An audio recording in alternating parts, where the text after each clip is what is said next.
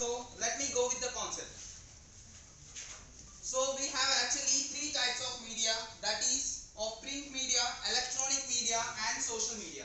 So electronic media comes under news channels and televisions, radio and internet. Everything comes under this electronic media. So electronic media may be of either an analog media or digital media. So electronic media utilizes electromechanical energy for the audience to access the content, and moreover this is in contrast of static energy, that is of mostly of print media. So electronic media is used as mostly dynamic form for attracting and mostly to access the information, and this is also the way that changes the people way of living. And moreover, so coming with the purpose of the news channels. Actually, before until a few years ago, moreover many people are not much interested in news channels, watching news, and mainly everyone is much interested towards the entertainment channels, sports channels, everything. But these days, everyone is much more interested in watching news channels, same like as entertainment channels.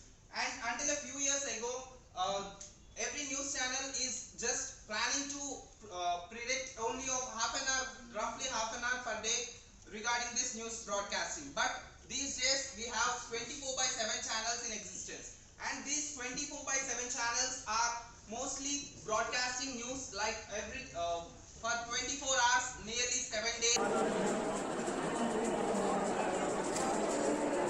Good morning all.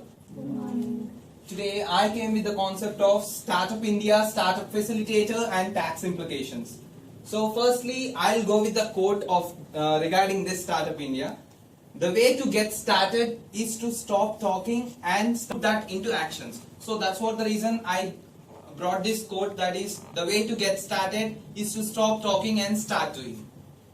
So today I'm going to focus on these issues, that is of meaning of startup and facilitator, startup visa facilitator for internationals, Startup India Initiative 2016, and the tax implications and tax incentives for startups, and registration procedure under the Startup India website as startup.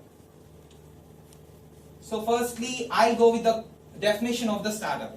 So here you can see that the term startup means a company which is in the stages of the operations, first stages, that is in the initial stages of the operations.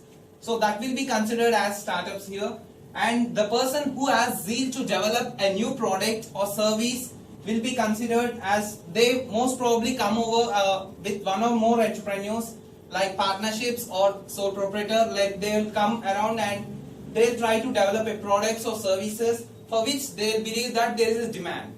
And most probably founders normally come up with the finances, but they also try to find new opportunities from the different sources, like venture capitalists, crowded funds. And venture capitalists is nothing but private equity investors that provide different type of sources of loans, like to the persons who are starting or launching new products or services. And they'll try to attract the people to get the loans, and